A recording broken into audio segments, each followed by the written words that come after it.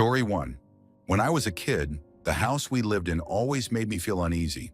It wasn't falling apart or abandoned looking, but it had this strange heaviness to it that never really went away. My bedroom was the worst place. I had a sliding door closet that squeaked whenever it moved, and I used to shut it tight before going to sleep. Even then, I'd sometimes wake up and notice the door cracked open, and I could swear I saw shapes or eyes in the gap. I'd stare into the darkness until my imagination got the better of me, and then I'd force myself to roll over and pretend nothing was there. For years, I chalked it up to being a nervous kid. Things changed after my mom bought bunk beds for me and my younger brother. She set the frame right next to the closet, which felt like the worst possible spot, but I didn't argue. A couple of nights later, my cousin came over to spend the night. The three of us slept in the new bed, me on the top bunk, my brother and cousin on the bottom. We stayed up late laughing and messing around, and eventually everyone passed out. At some point in the middle of the night, I woke up. I remember being half asleep, shifting around trying to get comfortable again, when I heard it, the squeak of the closet door sliding open. The sound hit me like a punch to the chest. I froze and slowly turned my head. The door was moving inch by inch until there was a narrow gap. From that darkness, I saw a hand slide out. It was large, twisted, and pale, with long nails that almost glowed in the faint light. The fingers curled slowly, reaching out toward me like it knew I was awake. My heart was pounding so hard I thought I'd pass out. I shut my eyes as tight as I could and repeated in my head that it wasn't real. I told myself I was dreaming, that I was just half asleep and seeing things. But the squeaking sound didn't stop. I opened my eyes again, and the hand was still there, stretching closer, almost brushing the side of the bed. I didn't scream. I couldn't. My throat was locked up. Instead, I slipped quietly off the top bunk, nearly falling onto the mattress below. My cousin stirred but didn't wake, and my brother was still breathing heavily, sound asleep. I crouched there in the dark, staring up at the closet, waiting for whatever it was to keep coming out. But the moment I moved, it stopped. The hand just froze in place. A few seconds later, it seemed to pull back into the darkness, and the door slid shut with a faint scrape. I lay awake on the bottom bunk for the rest of the night, staring at the ceiling, too afraid to look at the closet again. When my mom came in the next morning, everything looked normal. Clothes, boxes, nothing unusual. She laughed when I told her I thought I saw something in the closet. My cousin and brother both claimed they slept straight through and didn't hear a thing. That's the part that makes me doubt myself sometimes. Maybe I dreamed it. Maybe I was half asleep and imagined the whole thing. But I can still see it clear as day. The shape of the hand, the long nails, the way it reached for me like it was real. And every time I think back, I can't shake the feeling that it wanted me to notice it, and it didn't care that no one else would ever believe me. Story 2. I don't know if anyone else has had something like this happen, but I've got this weird thing going on in my bathroom that's been driving me insane. It started small, nothing serious at first, just something I brushed off as me being clumsy or careless. But after a few months, I can't help but think there's something else at play. Maybe it's nothing. Maybe I'm overthinking. But the whole situation feels wrong in a way that's hard to explain. I live in a small apartment. It's old, the kind of building where you can hear the pipes humming through the walls and the neighbors walking above you. The bathroom is tiny, just enough space for a sink, toilet, and shower. The only light in there is this overhead fixture, a frosted glass bowl that screws in like a jar lid. It's supposed to sit snug, but for some reason, mine never seems to stay in place. I'd noticed it was a little loose when I first moved in, but I figured that was just the age of the place. Then the falling started. The first time it happened, I was brushing my teeth. I bent over the sink, and the glass fixture slipped loose and smacked me on the back of the head. It hurt like hell, but what really threw me was how it could have come undone in the first place. I screwed it back on as tight as I could, even checked to make sure the threads were holding. It seemed fine, so I let it go. But then it happened again a few weeks later. Same thing. Me in the bathroom, light cover crashing down on me without warning. And again, the thing seemed firmly in place every time I screwed it back on. What's strange is it's never fallen when I'm not there. I'll leave for work, come home 8 hours later, and it'll be perfectly fine. It only ever seems to happen when I'm in the room. That's when I started noticing other things. There were faint tapping sounds at night, like someone lightly drumming their fingers on the glass. At first, I thought it was just the pipes expanding or water running through the walls, but it didn't sound like plumbing. It was rhythmic, almost deliberate, and it always came from the direction of the light. Then there was the smell. Every now and then, usually late at night, the bathroom would reek of something sour and metallic, almost like old blood. I'd scrub the place, bleach the sink and floor, but the smell would come back, hanging in the air for just a few minutes before fading away. The mirror started fogging up too, even when I hadn't run hot water. I'd step into the bathroom in the middle of the night, and the mirror would already be hazy, streaked with moisture like someone had been standing there breathing heavily. Sometimes I thought I could see smudges in the fog, like faint handprints, but they'd disappear before I could look closely. I told myself it was just the building settling, or maybe air circulation issues. But then came the worst part. One night I was sitting on the toilet scrolling through my phone, and I felt this sudden drop in temperature. Not like a draft from the window. This was sharp, almost painful, like walking into a freezer. I looked up, and the light fixture started to slowly unscrew itself. I'm not exaggerating. It turned in tiny jerky movements, like an invisible hand was twisting it loose. I froze, watching it spin a quarter turn, then another. Finally, it slipped free and fell straight down, grazing the side of my head before shattering on the floor. I didn't sleep that night. After that, I unscrewed what was left of the fixture and left the bulb bare. I figured if there was no glass bowl, then there'd be nothing to fall. Problem solved, right? Except now the bulb itself flickers at random, dimming and brightening like someone's playing with the switch. Sometimes it'll buzz faintly, like it's straining to stay on, even though the wiring checked out fine when I had the landlord look at it. The last thing that happened was a few nights ago. I went in to brush my teeth, and the bulb cut out completely. The whole room went dark.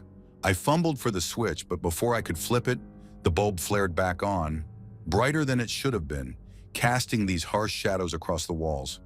For just a second, I swear I saw something move in the reflection of the mirror. It wasn't me, though. It was taller, thinner, standing right behind me. By the time I turned, the room was empty. I can't explain any of it. Maybe the building's wiring is messed up. Maybe the air pressure is weird in that part of the apartment. Or maybe there's something else. Something using that damn light as a way to make itself known.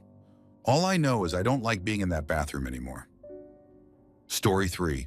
Anytime I think back to this night, it still makes me feel cold in a way that doesn't come from the weather. This happened years ago, in the middle of winter, when I was home alone.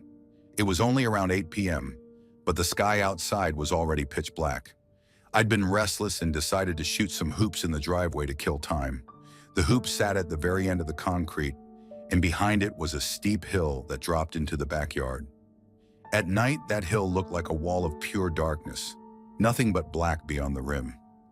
I was just messing around, playing by myself, when I bricked a shot badly. The ball bounced off the rim and rolled down into the yard. I saw it disappear over the edge, so I grabbed my phone flashlight and went after it. It didn't bother me at first. I'd lost plenty of balls down there before. The backyard looked different in the dark, though. The trees bunched together, the shadows stretched out longer than they should, and every sound seemed louder than normal. My shoes crunched against the wet ground, and the air was heavy, damp from the frost and moisture clinging to the grass.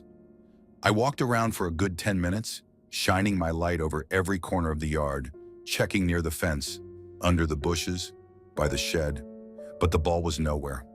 I remember standing there thinking it didn't make sense. I had literally watched it roll down, but it was gone. The longer I searched, the more uneasy I felt. At one point, I thought I heard something in the brush, like a shuffle or the sound of weight pressing into the ground. But when I aimed the light, there was nothing, just wet grass glistening back at me. I told myself I'd look for it tomorrow when there was more daylight, and I headed back up the hill. That's when my stomach dropped. Sitting right in the middle of the driveway, perfectly centered like someone had placed it there on purpose, was the basketball. I froze. My brain tried to rationalize it. Maybe I had somehow missed it on my way down. Maybe it had bounced back up on its own. But the thing is, the ball wasn't clean. It was covered in wet grass, mud, and little pieces of debris like it had been dragged through the yard. It looked exactly like it should have after I had been searching for it below. Yet here it was on the concrete where I had just been standing minutes before. I didn't touch it. I didn't even want to get close. The driveway felt wrong, like I wasn't supposed to be there anymore. My skin prickled all over, and it felt like eyes were on me from the darkness down the hill. I bolted inside, locked the door behind me, and stayed in my room until my parents got home. To this day, I don't have an explanation. Maybe there was some logical reason for it, something I overlooked. But every time I think back on it, the part that gets me isn't just the ball showing up. It's that it had the dirt and grass on it. Proof that it had been down there. Proof that something had brought it back up. And when the rain falls, it always brings me back to that night, to that hill, to that ball sitting on the driveway, waiting for me. Story 4. It was one of those nights where the rain didn't just fall, it slammed against the windows like it was trying to get in. I remember sitting in my dorm room, scrolling through my phone, half listening to the storm outside. My college is old, like really old. The kind of place where the buildings have names instead of numbers, and the hallways smell like a mix of floor polish and forgotten history. Room 304, where I stayed, had been recently renovated, but the bones of the place were still ancient. You could feel it in the way the floor creaked even when no one was walking, or how the air always felt a little heavier at night. That night, I decided to take a late shower. The communal bathroom was down the hall, and since most people were either out or already asleep, I figured I'd have it to myself. The lights in the hallway flickered once as I stepped out, but I didn't think much of it. The building had its quirks. The bathroom itself was spotless. New tiles, automatic lights, even a motion sensor mirror that lit up when you stood in front of it. I checked all the stalls and showers out of habit. Empty. I locked myself into the farthest shower stall and let the hot water drown out the sound of the rain. About halfway through, I thought I heard the bathroom door open. It was faint, like a soft click, followed by a brief echo. I paused, listening. No footsteps, no voices, just the water and the storm. I figured maybe the wind had messed with the door somehow, but then I heard something else, like a low hum, almost like someone whispering, but too muffled to make out. I turned off the water and stood still, waiting. Nothing. Just silence. I chalked it up to my imagination and dried off quickly. When I stepped out of the stall, the mirror was already lit up. That was weird because it only turned on when someone stood in front of it. I hadn't gone near it yet. I walked over slowly, towel wrapped around me, and stared at my reflection. Everything looked normal, but then the lights flickered again, and for a split second I swear I saw something behind me in the mirror. Not a person exactly, more like a shadow, tall and still, standing just outside the stall I'd been in. I spun around, nothing there. The stall door was wide open, just like I'd left it. I tried to laugh it off, telling myself it was just the lighting or maybe steam playing tricks. But then the sink next to me turned on, full blast. The handle didn't move, it just started pouring water like someone had slammed it open. I jumped back, heart racing. I looked around again, still no one. I reached out and turned it off manually, and the second I did, the mirror flickered and went dark. That was the final straw. I grabbed my stuff and bolted back to my room, not even bothering to dry my hair properly. Later, I told a few people about it. Some said it was probably a glitch with the sensors or water pressure issues. One guy even joked that the mirror was haunted, which didn't help. But I've used that bathroom dozens of times since, and nothing like that has ever happened again. Still, I avoid showering late at night now, and I never stand too close to that mirror. Because deep down, I know what I saw. Or at least, I know what I think I saw. Whether it was something paranormal or just my brain messing with me, I'll never be sure. But every time it rains like that again, I remember that night, and I wonder if whatever was in that mirror is still watching. Story 5. I've done a lot of odd jobs over the years, but one of the strangest was helping clear out an old house after the owner passed away. It wasn't a creepy-looking place from the outside, just a small, single-story home on a quiet street. The kind of place you'd expect to find an elderly couple living in, with neatly trimmed hedges and faded curtains in the windows. But the moment I stepped inside, it felt different. Not bad exactly, just heavy. Like the air was thicker than it should be. The family had already taken the important stuff, so my job was to sort through what was left and box it up for donation. I started in the living room, working my way through stacks of books and old photo albums. The photos were strange. Most of them were normal family shots. But now and then, there'd be one where the faces were blurred, not from damage, but like the camera had caught them mid-movement in a way that didn't make sense. I brushed it off as bad photography. After a couple of hours, I moved into the bedroom. It was exactly how you'd expect an older person's room to look. Floral bedspread, lace curtains, a dresser covered in little trinkets. The wardrobe was packed with clothes that smelled faintly of mothballs and perfume. I was halfway through sorting them when the overhead light went out. Not a flicker, just dead. The rest of the house still had power, so I figured the bulb had blown. I didn't want to work in the dark, so I switched on one of the bedside lamps. It came to life, but the light was weak and yellow. I grabbed the second lamp on the other side of the bed, and that's when things got weird. Both lamps started flickering, not like a loose bulb, but in a rapid, almost deliberate rhythm. It was so fast it made the shadows in the room jump around, like something was moving just out of sight. I froze. The house was silent except for the faint hum of the lamps and the occasional creak of the floorboards settling. I told myself it was just bad wiring, but my chest felt tight.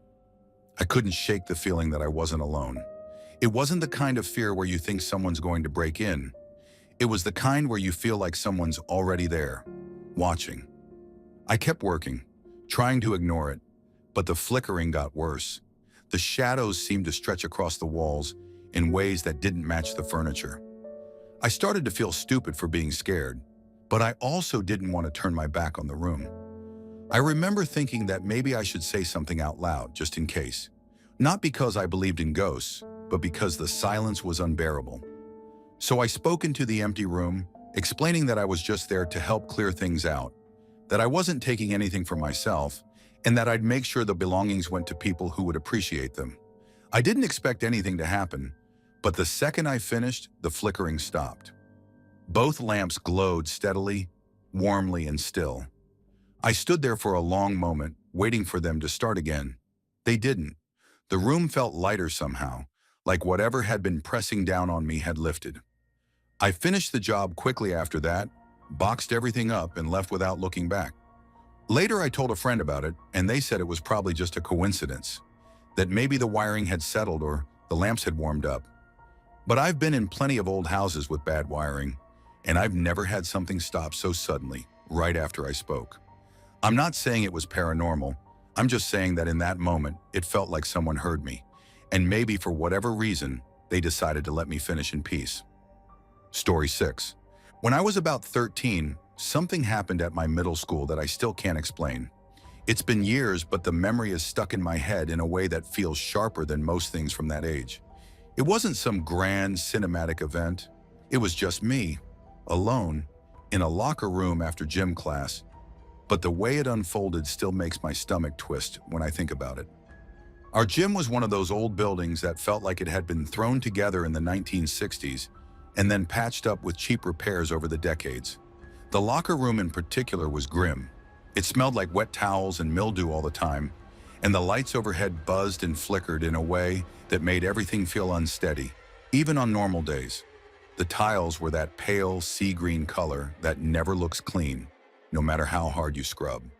When it rained outside, condensation built up on the walls and floor, and the whole place felt like a cave, humid, echoey, with that constant drip, drip, drip sound coming from somewhere you couldn't see. That day it had been pouring since morning, and everyone was restless.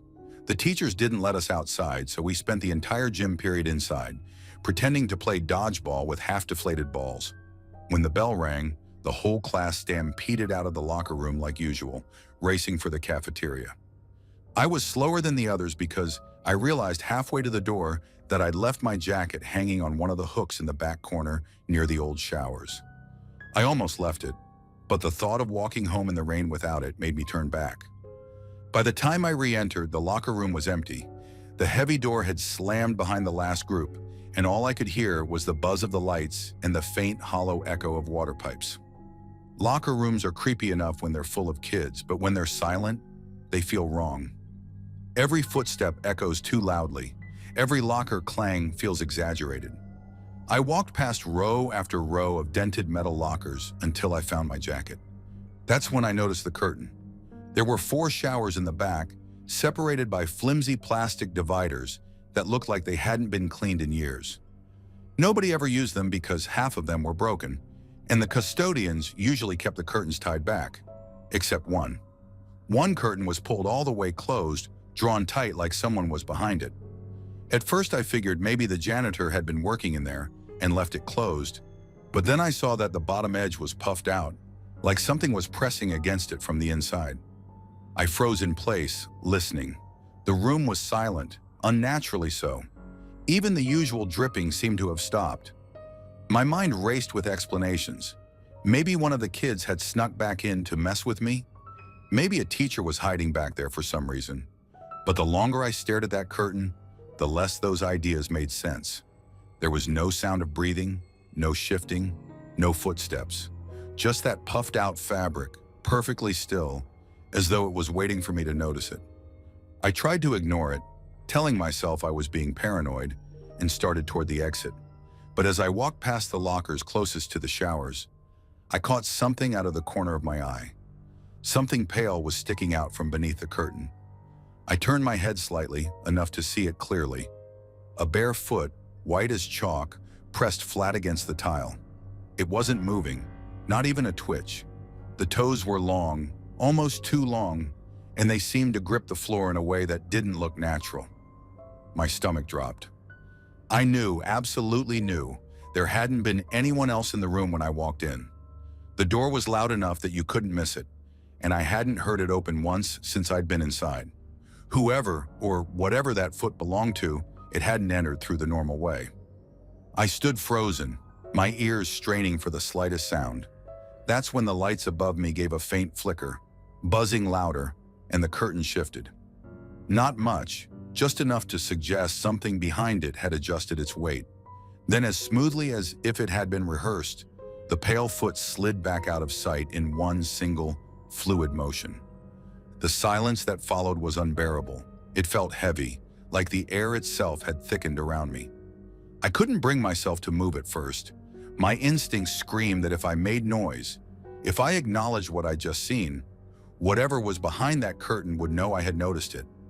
It sounds strange, but in that moment I was convinced that being aware of it made me more of a target.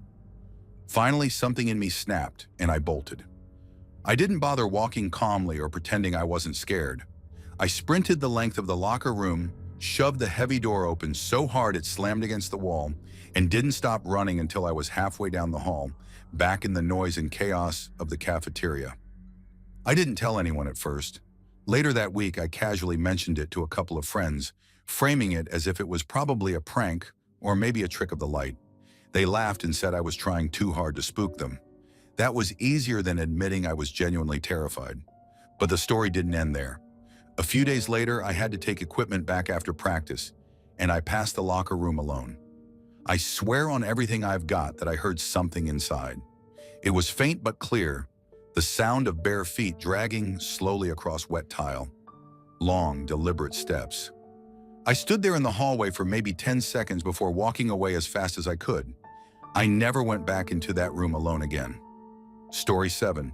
It was the winter of 2002, right before Christmas break. My family and I were at my younger sister's school play. She was in 2nd grade, and they were putting on a holiday musical in the gymnasium. The whole place smelled like popcorn and wet coats because people had tracked in the drizzle from outside. I was sitting with my parents and bored out of my mind because the play hadn't even started yet. Apparently, a couple of kids were late, so everything was running behind.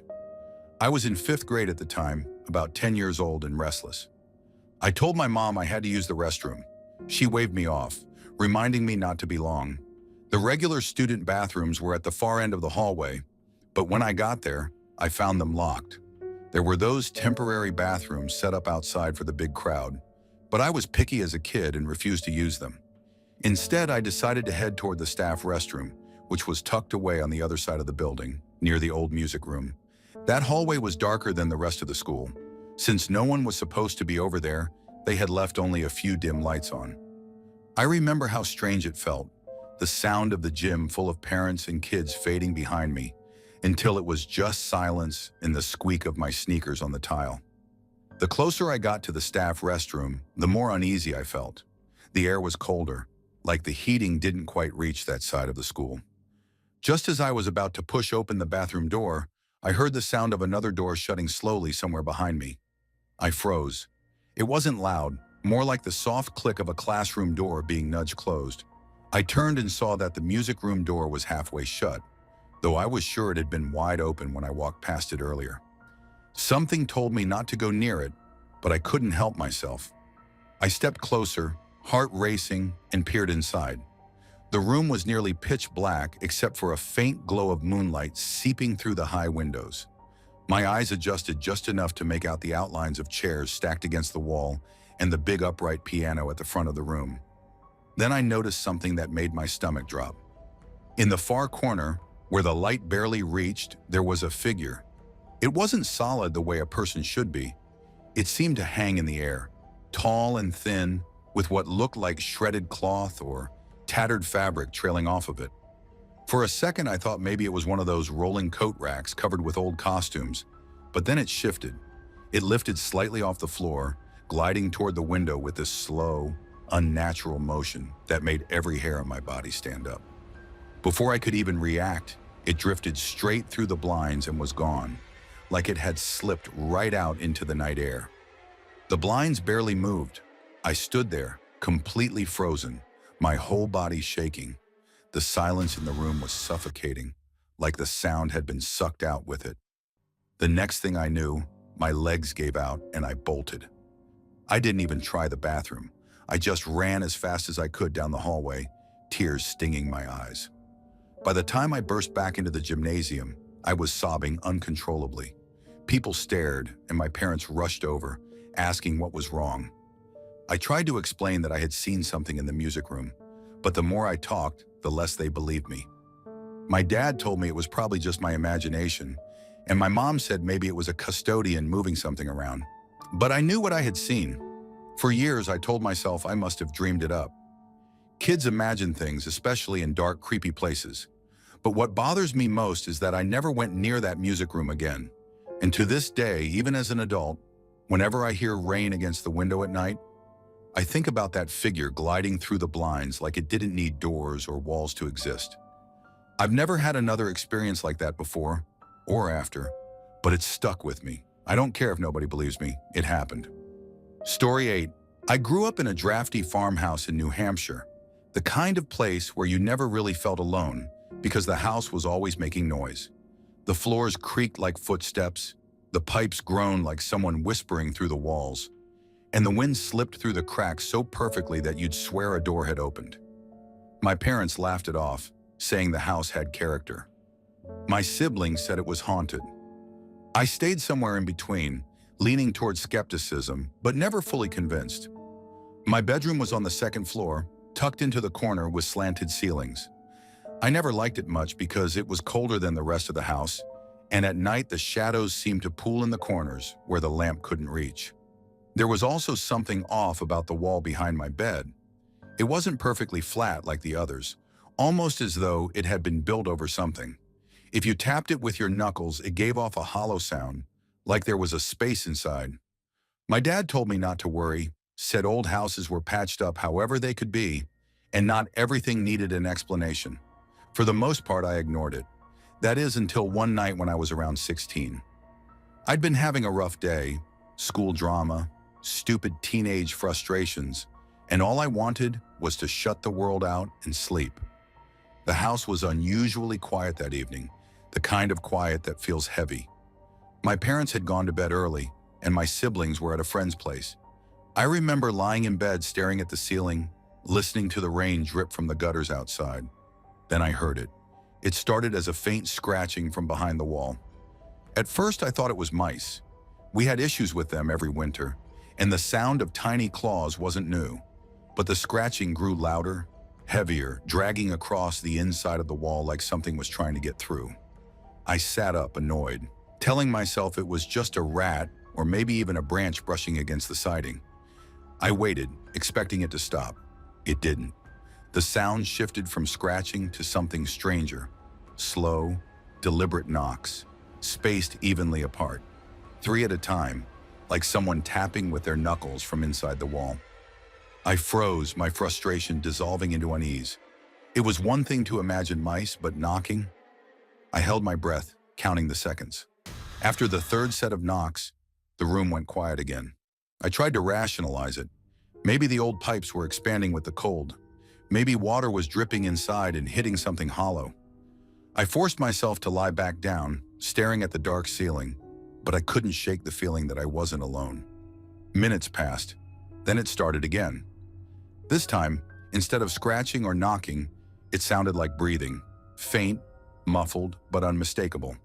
A slow inhale, followed by a heavier exhale, echoing through the hollow part of the wall right behind my headboard. My stomach dropped, and my skin prickled like I just walked into a freezer.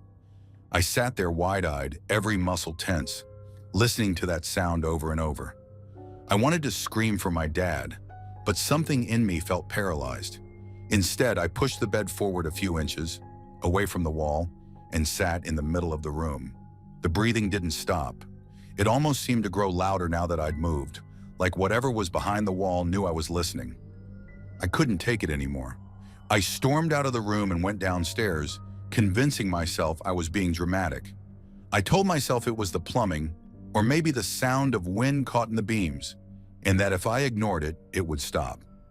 I sat in the living room for half an hour with the TV on low, trying to calm down. Eventually, I worked up the nerve to go back upstairs. The second I walked back into my room, the air felt different, heavy, stale, almost like it hadn't been breathed in for years. The breathing sound was gone, but there was something else, a faint whispering. I couldn't make out words, just a low murmur, like 2 people talking quietly on the other side of the wall.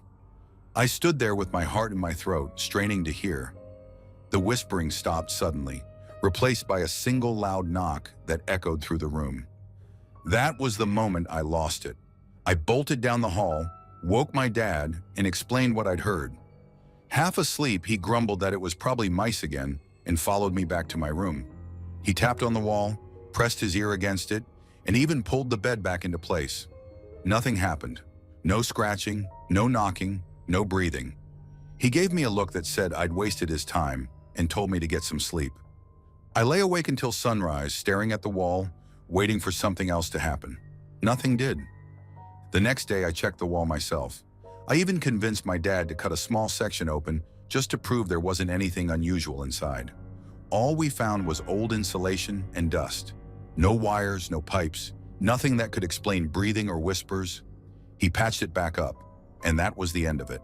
It never happened again, but from then on, I couldn't sleep with my bed against that wall. I dragged it across the room and left it there until the day we moved out. Even now, years later, whenever the rain starts falling outside, I'm taken right back to that night. The scratching, the knocks, that sound of breathing behind the wall. I tell myself it must have been the house settling or my imagination playing tricks. But deep down, I know that's not true. Something was there, watching, listening, waiting. And for a few long hours on that rainy night, it wanted me to know it. Story 9. Some roads feel like veins that never reach the heart. That's the best way I can describe the little lane I ended up on that night. Narrow, winding, and leading nowhere. I had been driving through rural Missouri after visiting a buddy who lived on the edge of town. Instead of heading back the way I came, I thought I'd take the scenic route. Big mistake. The road was single lane, cracked asphalt, no markings, no lights. It cut through endless fields with tall grass that swayed even though there wasn't any real wind. Every turn felt like I was being pulled deeper into a place people weren't meant to go. My headlights barely cut the darkness, and the deeper I went, the more I realized I hadn't seen another car in over 30 minutes. At first, the weirdness was small, little things you can brush off. I thought I saw a shape dart across the road ahead, maybe a raccoon or stray dog, but it never reappeared. A little later, I noticed the tree line on either side of me seemed to press closer, though I couldn't remember seeing trees earlier. My radio, which had been on low, went static for a few seconds before cutting back in. Harmless stuff, I told myself. Just my nerves and the isolation. The deeper I went, the quieter it got. No crickets, no frogs, no night sounds at all. I rolled down the window just to be sure, and the silence hit me so hard it almost felt physical. When you're used to the constant buzz of life in the background, the absence of it feels wrong, like stepping into a vacuum. I started feeling uneasy, like someone was watching me from the dark fields that stretched on either side. Eventually, the road narrowed even further, the grass brushing against the sides of my car as if nature had been reclaiming it for years. That's when I realized it wasn't a through road. It just ended. A dead end, no turnaround, no farmhouse, nothing. I slowed to a crawl, annoyed with myself for wasting so much time. But then my headlights lit up what was waiting at the end, and my stomach dropped. Laid out on the cracked asphalt was a perfect circle of deer corpses. At least 10 of them, maybe more. The bodies weren't scattered like roadkill. They weren't piled up like some accident. They were arranged deliberately, each one placed head to tail, forming a near-flawless ring. Their legs were stiff, some twisted at unnatural angles. The fur looked matted and dark in spots, though I couldn't tell if it was dried blood or just mud. For a moment, I couldn't move. My brain tried to rationalize what I was seeing. Maybe some hunters had dragged them here, but who does that, and why in a circle? Coyotes couldn't have done it. The arrangement was too precise, and there was no smell, at least not right away, which made the whole thing feel even stranger, like the bodies didn't belong to the world around them. I felt this wave of panic rise up in my chest. The urge to throw the car in reverse and peel out was overwhelming. At the same time, I had this sick curiosity, like if I looked away, I'd never know if what I saw was real. But then something shifted. From the corner of my eye, I noticed movement just beyond the reach of the headlights. The grass along the right side of the road was swaying, though there was no wind. It was subtle at first, like someone brushing through it slowly.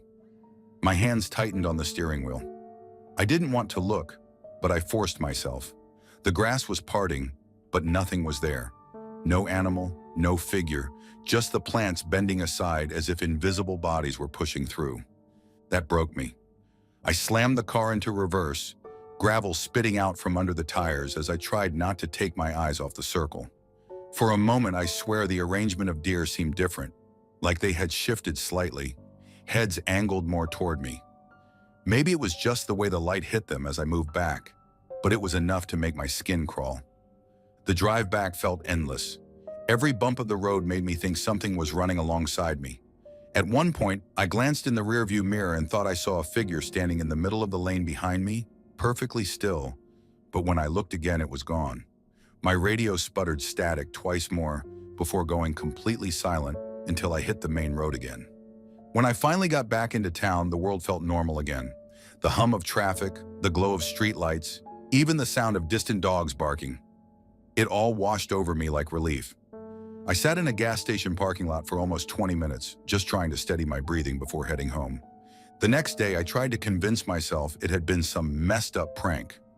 Maybe locals are dragging roadkill into creepy shapes to scare people.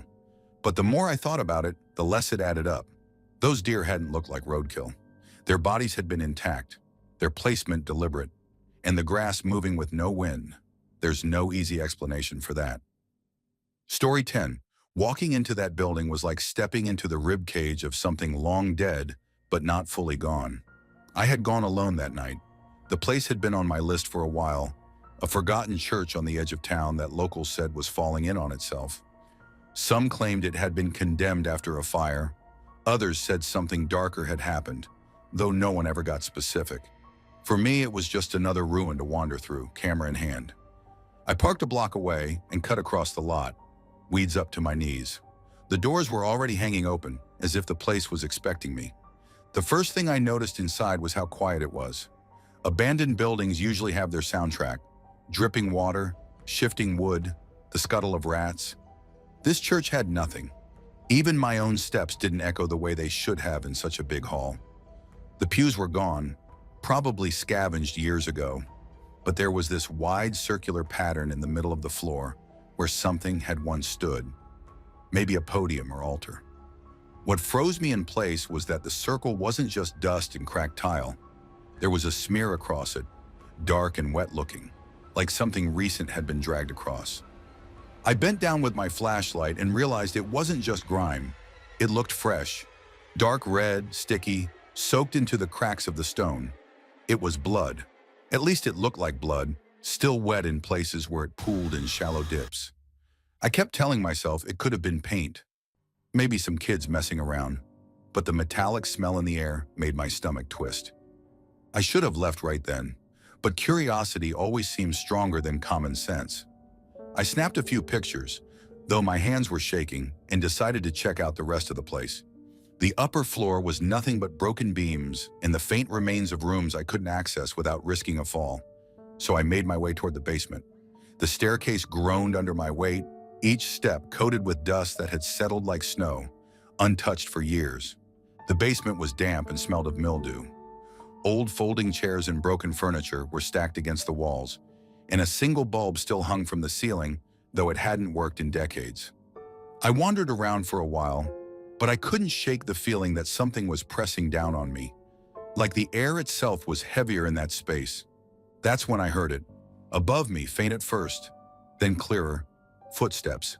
Not the casual creak of a shifting board, but the deliberate sound of someone running, fast, from one side of the building to the other. My stomach dropped. I froze, listening.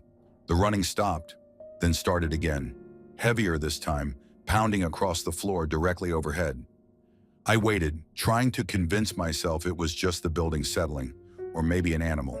But no animal runs in heavy strides like that, back and forth, almost frantic.